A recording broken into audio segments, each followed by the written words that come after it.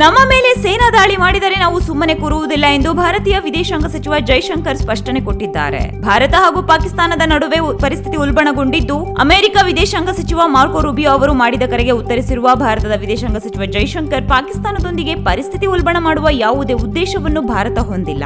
ಆದರೆ ಪಾಕಿಸ್ತಾನವು ದಾಳಿ ಮಾಡಿದರೆ ನಾವು ಸುಮ್ಮನೆ ಇರುವುದಿಲ್ಲ ಎಂದು ಭಾರತದ ನಿಲುವನ್ನು ಸ್ಪಷ್ಟಪಡಿಸಿದ್ದಾರೆ. ಅಮೆರಿಕ ವಿದೇಶಾಂಗ ಸಚಿವ ರೂಬಿಯೋ ಜೈಶಂಕರ್ ಹಾಗೂ ಪಾಕಿಸ್ತಾನ ಪ್ರಧಾನಿ ಶಹಬಾಜ್ ಶರೀಫ್ ಅವರಿಗೆ ಪ್ರತ್ಯೇಕ ಕರೆ ಮಾಡಿ ಉಭಯ ದೇಶಗಳ ನಡುವೆ ಉಂಟಾಗಿರುವ ಉದ್ವಿಗ್ನ ಪರಿಸ್ಥಿತಿಯನ್ನು ತಕ್ಷಣವೇ ತಿಳಿಗೊಳಿಸುವಂತೆ ಸಲಹೆ ನೀಡಿರುವ ವೇಳೆ ಈ ಹೇಳಿಕೆಯನ್ನು ನೀಡಲಾಗಿದೆ ಎಂದು ಮೂಲಗಳು ತಿಳಿಸಿವೆ. ಇನ್ನು ಪಾಕಿಸ್ತಾನ ಸೇನೆಯು ಗುರುವಾರ ರಾತ್ರಿ ಜಮ್ಮು ಕಾಶ್ಮೀರ, ಪಂಜಾಬ್, ರಾಜಸ್ಥಾನದ ಗಡಿ ನಗರಗಳ ಮೇಲೆ ಡ್ರೋನ್ ಹಾಗೂ ಕ್ಷಿಪಣಿ ದಾಳಿಗೆ ಪ್ರಯತ್ನಿಸಿದ ಬೆನ್ನಲ್ಲೇ ಈ ಬೆಳವಣಿಗೆ ನಡೆದಿದೆ. ಪಾಕಿಸ್ತಾನ ಕದನ ವಿರಾಮ ಉಲ್ಲಂಘಿಸಿದ ಕಾರಣ ಭಾರತ ಲಾಹೋರ್, ಇಸ್ಲಾಮಾಬಾದ್, ಕರಾಚಿಯಲ್ಲಿ ಪ್ರತಿದಾಳಿ ನಡೆಸಿದೆ. ಮೇ 8ರ ತಡರಾತ್ರಿ ಪಾಕಿಸ್ತಾನದ ರಾಜಧಾನಿ ಇಸ್ಲಾಮಾಬಾದ್ ಜೊತೆಗೆ ಲಾಹೋರ್ ಮತ್ತು ಸಿಯಾಲ್ಕೋಟ್ನ ಮೇಲೆ ಭಾರತ ಡ್ರೋನ್ ಹಾಗೂ ಕ್ಷಿಪಣಿ ದಾಳಿ ನಡೆಸಿದೆ. ಇದು 1 ಮಿನಿಟ್ ಪೊಲಿಟಿಕ್ಸ್.